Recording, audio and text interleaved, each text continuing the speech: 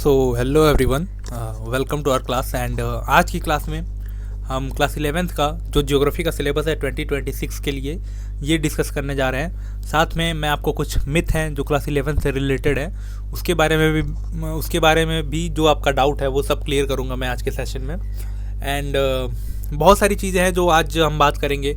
आगे आपको कैसे अपनी प्रिपरेशन तैयार करनी है, आगे कैसे आपको रहना है, आगे क्या क्या पढ़ना है, कब पढ़ना है, ये सारी बातें मैं अगली क्लास में करूँगा। इस क्लास में मैं सिर्फ और सिर्फ आपके सिलेबस को मार्क कराने वाला हूँ और आपको कौन कौन सी बुक लेनी है, कौन कौन से चैप्टर है, कौन कौन सा सिलेबस आपको पढ़ना है, ये सब मैं आज की वीडियो में बात करूँगा। ठीक है। फर्स्ट ऑफ ऑल कंग्रेचुलेशंस कि आपने 11th में ह्यूमैनिटीज़ को अडॉप्ट किया है, चूज़ किया है अपने करियर के लिए। एंड ये जो लोग बोलते हैं कि जो ह्यूमैनिटीज़ है वो कम बच्चे, लो स्कोर वाले बच्चे होते हैं जिनके नंबर नहीं आते हैं वो लेते हैं। मेरे भी 92% आए थे। मैंने ऑलरेडी ह्यूमैनिटीज़ से पढ़ाई की है। मैंने अपना ग्रेजुएशन भी मैं ह्यूमैनिटीज़ के से ही कर रहा हूँ। एंड इस टाइम पे मैं अभी सिविल सर्विसेज के लिए प्रिपरेशन कर रहा हूँ। तो मेरे बारे में आपको इतनी जानकारी है तो थैंक यू सो मच, मैंने आपको बता दी। इससे ज़्यादा कभी आपको जानना होगा तो प्लीज़ आप हमें पर्सनल मैसेज करिएगा, ठीक है। मैं बता दूंगा आपको। एंड चलो स्टार्ट करते हैं। सबसे पहले आपको मैं आपके बुक का जो है ज्योग्राफी का जो बुक है उसके दर्शन करा देता हूँ आपको। प्यारी सी बुक है, चमचमाती हुई बुक है, ठीक है। देख लो, ये दोनों जो बुक हैं ज्योग्राफी की, ठीक है। फंडामेंटल ऑफ ह्यूमन ज्योग्राफी पहली बुक, ठीक है, book number one. And second book है आपकी इंडिया फिजिकल इन्वायरमेंट, ठीक है, बुक नंबर 2। यानी 2 बुक हैं आपकी क्लास 11th में, ठीक है।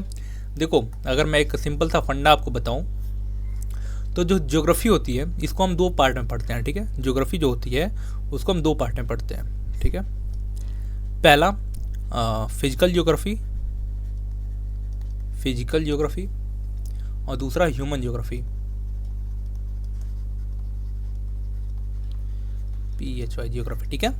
फिजिकल ज्योग्राफी क्या डील करती है? फिजिकल ज्योग्राफी डील करती है हमारे फिजिकल इन्वायरमेंट से, लाइक हमारे लैंडफॉर्म्स जैसे ओशियन हो गया, माउंटेन हो गए, क्लाइमेट हो गया, ये सब चीज़ें हम किस में पढ़ते हैं? फिजिकल ज्योग्राफी में पढ़ते हैं, जो आपने क्लास 9th में पढ़ रखी है ऑलरेडी। 9th में, ठीक है, 9th में ऑलरेडी आपने पढ़ रखा है, याद होगा आपको, ठीक है।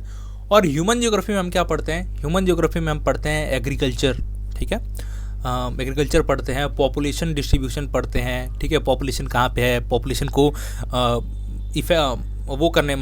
पॉपुलेशन को इफेक्ट करने वाले फैक्टर कौन कौन से होते हैं, डेंसिटी क्या होती है पॉपुलेशन की, अर्बनाइजेशन क्या होता है, ये सब चीज़ें हम किसमें पढ़ते हैं? ह्यूमन ज्योग्राफी में पढ़ते हैं। और ह्यूमन ज्योग्राफी आपने अभी क्लास 10th में पढ़ी है रिसेंटली, ठीक है, याद आ गया आपको, ठीक है। और देखो, और अगर मैं बात करूँ तो ज्योग्राफी को हम दो एक चीज़, जैसे देखो, ज्योग्राफी का एक होता है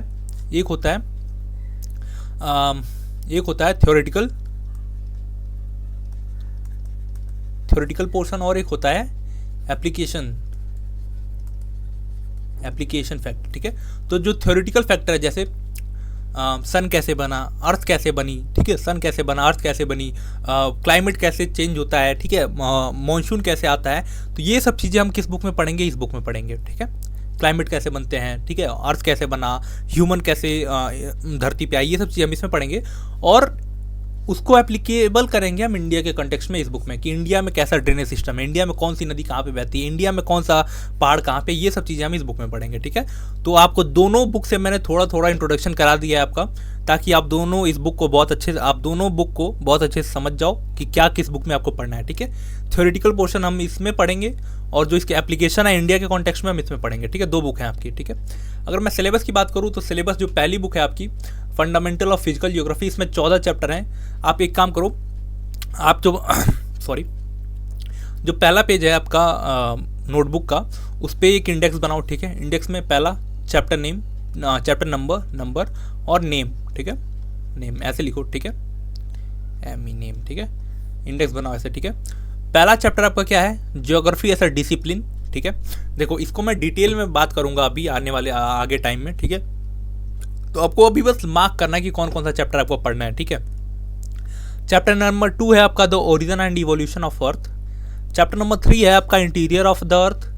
चैप्टर 4 है distribution of oceans and continent. देखो अब देखो मैं इसको डिटेल में मैंने देखो ऑलरेडी यहाँ पे लिखा है। अगर मैं आपको दिखाऊँ, एक मिनट, अगर मैं आपको डिटेल में दिखाऊँ यहाँ पे, तो मैंने डिटेल में लिख रखा है कि को पहले चैप्टर से आपको क्या क्या पढ़ने हैं, दूसरे चैप्टर से आपको क्या क्या पढ़ना है, सब कुछ मैंने लिख रखा है डिटेल में यहाँ पे। बट इस चीज़ की ज़रूरत नहीं है आपको। क्यों? इसकी भी मैं अभी बता दूंगा कि भाई मैं क्यों एक एक टॉपिक आपको मार्क नहीं करा रहा हूँ। बस सिर्फ आपको चैप्टर मार्क करने हैं। Chapter number 5 geomorphic process, chapter number 6 landform and their evolution. ऐसे करके आप ये जितने भी चैप्टर हैं ये लिख लो, ठीक है। और अगर बात बताऊँ, चैप्टर नंबर 11 जो है world climate and climate change, ठीक है, ये आपके सिर्फ इंटरनल असेसमेंट में या फिर प्रोजेक्ट में काम आएंगे। इससे फाइनल एग्जामिनेशन में आपके क्वेश्चन नहीं आएंगे, ठीक है। चैप्टर नंबर 11 से चैप्टर नंबर 11 फाइनल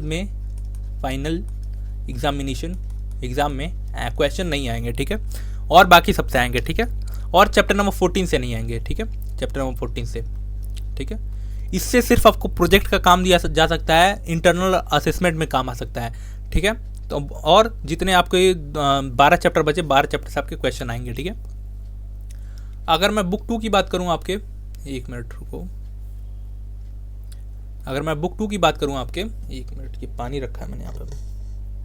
अगर मैं बुक 2 की बात करूं यहाँ पे आपके, तो पहला नाम चैप्टर है आपका इंडिया। इसका लोकेशन, जैसे इंडिया के नेबर कौन से हैं, इंडिया का ईस्टर्न पॉइंट कौन सा है, वेस्टर्न पॉइंट कौन सा है, ये सब चीज़ें, ठीक है। स्ट्रक्चर एंड फिजियोग्राफी, ठीक है, इंडिया का स्ट्रक्चर कैसा है, इंडिया के नॉर्थ में कौन सा माउंटेन है, साउथ में कौन सा माउंटेन है, ईस्ट में कौन सा माउंटेन है, वेस्टर्न घाट कैसे हैं, ये सब चीज़ें हम इसमें पढ़ेंगे, ठीक है। ड्रेनेज सिस्टम पढ़ेंगे चैप्टर नंबर 3 में, ठीक है। ड्रेनेज सिस्टम में मतलब कौन सी नदी कहाँ से निकलती है, उसकी जो ट्रिब्यूटरीज हैं ये सब कौन सी हैं, ये सब हम चैप्टर नंबर 3 में पढ़ेंगे। चैप्टर नंबर 4 क्लाइमेट के बारे में पढ़ेंगे कि इंडिया में जो मानसून आता है, ये अरेबियन सी से जो आता है, बे ऑफ बंगाल से आता है, ये कैसे अपना इंपैक्ट डालते हुए मानसून आगे बढ़ जाता है, ये सब इसमें पढ़ेंगे, ठीक है। नेचुरल वेजिटेशन कैसा है इंडिया का, कौन सा फॉरेस्ट कहाँ पे है, ठीक है, एवरग्रीन फॉरेस्ट है या कौन सा फॉरेस्ट है, ये सब चीज़ें हम इसमें पढ़ेंगे, ठीक है। और चैप्टर नंबर 6 जो है नेचुरल हजार्ड्स एंड डिजास्टर, ये अब सिर्फ आपके प्रोजेक्ट में काम आएगा, प्रेजेंटेशन में काम आएगा। कोई भी क्वेश्चन आपको फाइनल एग्जामिनेशन में इससे नहीं मिलेगा, ठीक है। समझ में आई बात आपको? देखो, जो ज्योग्राफी है क्लास 11th की, अगर इसको आपने अच्छे से पढ़ ले लिया, ठीक है, अगर आपने इसको अच्छे से पढ़ लिया, तो मैं ये बोलूँगा कि जो यूपीएससी का सिलेबस है, मींस जो आप सिविल सर्विसेज की तैयारी कर रहे हो, उसका 20 to 30% सिलेबस आप कर लोगे, ठीक है, क्लास 11th की ज्योग्राफी करके। तो मैं ये बोलूँगा कि देखो, अब बहुत सारे लोग ऐसे बोलते हैं, ठीक है, कि 11th बहुत हार्ड है। मैं बोलूँगा वो हार्ड है, मैं आपसे झूठ नहीं बोलूँगा कि हार्ड नहीं है, बहुत हार्ड है, आपके सर के ऊपर से जाएगा। कई ऐसे टॉपिक्स हैं, जैसे मैं बताऊँ, जो पहली बुक है आपकी, एक मिनट में दिखाता हूँ आपको, जो पहली बुक है ये वाला, ठीक है, ये जो सोलर रेडिएशन है, हीट बैलेंस एंड टेम्परेचर है, atmospheric circulation and weather system है, ये सब आपके सर के ऊपर से जाएंगे। तो ऐसा नहीं है कि आपको एक बार में सब चीज़ समझ में आने लगेंगी, ठीक है। तो आप हार नहीं मानना, मतलब ऐसा नहीं है कि आप देखो, मैं इसको डिटेल में मैंने यहाँ पे लिख दिया है कि कौन से चैप्टर से कौन सी चीज़ें आएंगी, तो ये सब आपको करने की ज़रूरत नहीं है। क्यों? सिंपल सा मैं बता देता हूँ क्यों नहीं आपको एक एक चीज़ अंडरलाइन करना है। क्योंकि आपको सिर्फ लेटेस्ट एडिशन वाली एनसीईआरटीज़ फॉलो करनी है, ठीक है। लेटेस्ट एडिशन वाली मतलब जो 2023 के लिए 2023 और 24 के लिए जो एनसीईआरटीज़ अपडेट हुई हैं इस टाइम पे वेबसाइट पे हैं, वही अपडेट करनी है, नई वाली एनसीईआरटी लेनी है। पुरानी एनसीईआरटी अगर आप लोगे तो उसमें बहुत सारे ऐसे टॉपिक्स हैं जो इस बार डिलीटेड हैं, तो उसको आपको फॉलो नहीं करना, ठीक है। अगर आपने उसको, आपके पास आपके भाई बंधु ने किसी ने आपको पकड़ा दिया है पुरानी एनसीईआरटी, तो सिंपली आपको क्या करना है, सिंपली आपको ये जो टॉपिक दिए हुए हैं इसमें, ठीक है, जो टॉपिक दिए हुए हैं उनको सिर्फ आपको पढ़ना है, बाकी जितने भी टॉपिक उसमें एक्स्ट्रा दिए हुए हैं उन सबको कट कर देना है, ठीक है। समझ में आ गई बात आपको? और अगर मैं बात बताऊँ आपको, 70 नंबर का आपका पेपर होता है, ठीक है, 70 नंबर का पेपर होता है, ठीक है, प्लस इसमें 30 नंबर का प्रैक्टिकल होता है, ठीक है। ये 30 नंबर कैसे डिवाइड होते हैं, जिसमें 25 नंबर का रिटन एग्जाम होता है आपका, ठीक है, 30 में से 3 नंबर की प्रैक्टिकल फाइल बनती है और 2 नंबर का वाइवा होता है, ठीक है। तो ऐसे करके आपका बनता ही है, ठीक है। आपको बुक मैंने ऑलरेडी बता दी है कि कौन कौन सी बुक लगेगी, ठीक है। अब थोड़ी सी मिथ की बात कर लेते हैं कि मिथ कौन सा है, ठीक है। मिथ सबसे बड़ा ये होता है कि जब आप क्लास 10th पास करके आते हो, ठीक है, तो जो क्लास 10th वाले बच्चे होते हैं ना, उनका भी माइंड इतने बड़े लेवल पे डेवलप नहीं होता, इतना अच्छा डेवलप नहीं होता है कि वो 11th में जो चीज़ें पढ़ाई जा रही हों उनको आसानी से टैकल कर पाएँ, उनको आसानी से कैप्चर कर पाएँ अपने दिमाग में। तो ये बिल्कुल सही बात है, क्योंकि जब बच्चा 10th में रहता है तो 10th में उसको बहुत बेसिक तक पढ़ाया जाता है, और 11th में अचानक से आके उसके ऊपर ना बहुत ज़्यादा बर्डन आ जाता है। ये ऐसी ऐसी चीज़ें पढ़ाई जाने लगती हैं जो बहुत बड़े लेवल की होती हैं, यूपीएससी लेवल की होती हैं। तो मैं बोलूँगा कि हाँ बिल्कुल सिलेबस हार्ड हो जाता है, बिल्कुल डर लगता है बच्चों को पढ़ने में। बहुत सारे बच्चे फेल भी होते हैं क्लास 11th में। 10th में बच्चे नहीं फेल होते, 12th में बच्चे नहीं फेल होते। अगर फेल होते हैं बच्चे तो 9th में होते हैं और 11th में होते हैं। ये सिंपल सी बात है। देखो ये जो गैप है, ये जो सीढ़ी है, मान लो ये ठीक है, मैंने ये सीढ़ी बना रखी है 10th से लेके 11th के, फिर 11th का चैप्टर नंबर 1 2 3 ऐसे करके, ठीक है। तो जो 10th आपने स्टार्ट किया ना, उसके बाद एक बहुत बड़ा सा गैप है ये, ठीक है। उसके बाद 11th आता है। तो ये जो गैप है ना, इसमें अगर आपने इसको संभाला नहीं, ठीक है, अगर इसको आपने गैप को संभाला नहीं तो आप बहुत अच्छी तरीके से इस गड्ढे में गिरने वाले हो, ठीक है। बहुत अच्छे से गिरोगे, बहुत प्यार से गिरोगे, मैं बोल रहा हूँ, ठीक है।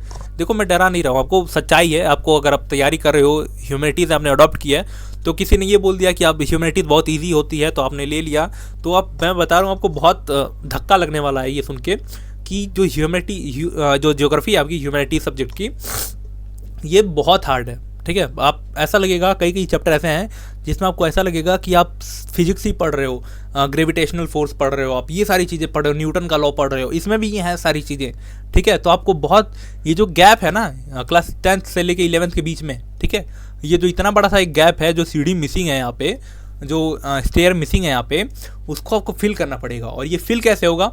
ये फिल होगा सिर्फ और सिर्फ किससे? ओरिएंटेशन क्लास से। Orientation plus syllabus overview class, ठीक है। ये इसी से फिल होगा। देखो इसमें मैं क्या करूँगा, ये फ्री है, मतलब सुन लो, ऐसा मैं चार्ज नहीं करने वाला। ये फ्री ऑफ कॉस्ट क्लास होगी, हमारे इसी यूट्यूब चैनल पे होगी। सिर्फ आपको हमारे जो हमारा चैनल है उसको सब्सक्राइब करके रखना है। इसमें मैं क्या करूँगा, जो ये ओरिएंटेशन क्लास होती है, इसमें मैं आपको सिंपल सा जो क्लास 10th से क्लास 11th के बीच में आने के लिए जो जो इंपॉर्टेंट चीज़ें होती हैं, मैं आपको सिलेबस बता दूंगा, एक एक चैप्टर को आपको अच्छे से समझा दूंगा। और जो जो इंपॉर्टेंट चीज़ें होती हैं कि आपके लिए नोट्स कैसे बनाने होते हैं आपको 11th में आके, और जो आपके लिए बेस्ट रिसोर्सेज कौन कौन से हैं, आपका अप्रोच क्या होना चाहिए, ये सारी चीज़ें मैं यहीं पे आपको इसी ओरिएंटेशन क्लास में बता दूंगा, ठीक है। ताकि ये जो गैप है ना, ये आपका फिल हो जाए आसानी से, ठीक है। तो इसीलिए मैं ये ओरिएंटेशन क्लास 2-3 दिन में प्लान कर रहा हूँ, क्योंकि मैं ऐसा नहीं चाहता कि मैं बिना प्लान किए आपके सामने कुछ रख दूँ और आपका करियर ख़राब करने लग जाऊँ, ठीक है। तो रियलिटी मुझे पता है, तो इसलिए मैं थोड़ा सा टाइम ले रहा हूँ, क्योंकि सिलेबस आ गया है। तो हमारी जो क्लास है 11th की और 12th की, वो 15 अप्रैल से स्टार्ट होंगी, ठीक है। 15 अप्रैल से स्टार्ट होंगी, ठीक है। तो इसके पहले मैं क्लास स्टार्ट नहीं करूँगा, सिंपल सी बात है, ठीक है। क्योंकि इसके पहले मैं जो गैप है ना आप लोगों के बीच का 10th के और 11th के, ठीक है, इन दोनों को मैं फिल करने की कोशिश करूंगा। पूरे प्लानिंग से चलेंगे हम, ताकि जो आगे आपको जो धक्का लगे ना कि अब मैं फेल तो नहीं होने दूंगा किसी को, ये मेरी गारंटी है। जो भी बच्चे मेरे से पढ़ेंगे वो फेल नहीं होंगे, मैं गारंटी लेता हूँ इसकी, ठीक है। जो मैं बस बोलूँगा वो करना पड़ेगा आपको, ठीक है। तो मिलते हैं आपके ओरिएंटेशन क्लास में। और इसके बाद ये जो जियोग्राफी का सिलेबस मैंने बता दिया आपको, इसके बाद मैं पॉलिटिकल का और हिस्ट्री का सिलेबस ले आने वाला हूँ, ठीक है। तो ये दोनों सिलेबस आपके अभी एक कल आ जाएंगे, ठीक है। ये मैं आज डाल रहा हूँ, कल वीडियो आ जाएगी हिस्ट्री और पॉलिटी की भी। तो उन दोनों के भी अच्छे से प्यार करना आप लोग, ठीक है। और चैनल को सब्सक्राइब कर लेना। 11th वाले जिंदाबाद, ठीक है। आपकी बुक जो है वो सबसे टॉप नॉच है, ठीक है। 12th वाले भी है मेरे पास बच्चे कुछ, तो उनके लिए भी मैं प्रिपरेशन कर रहा हूँ, कोई दिक्कत नहीं है। उनके लिए भी जान हाजिर है, आपके लिए भी जान हाजिर है, कोई दिक्कत वाली बात नहीं है, ठीक है। आप काम करो, सिर्फ मेहनत करो और मुझे फॉलो कर लो प्लीज़। मैं थोड़ा सा अच्छा लगता है जब कोई मुझे मैसेज करता है या फिर मुझे फॉलो करता है। मुझे फॉलो क्या मतलब मेरे यूट्यूब चैनल को सब्सक्राइब करता है, तो मुझे भी थोड़ा सा मोटिवेशन आता है कि चलो यार काम करते हैं हम, ठीक है। तब तक के लिए thank you, stay connected, God bless you all, and जय हिंद।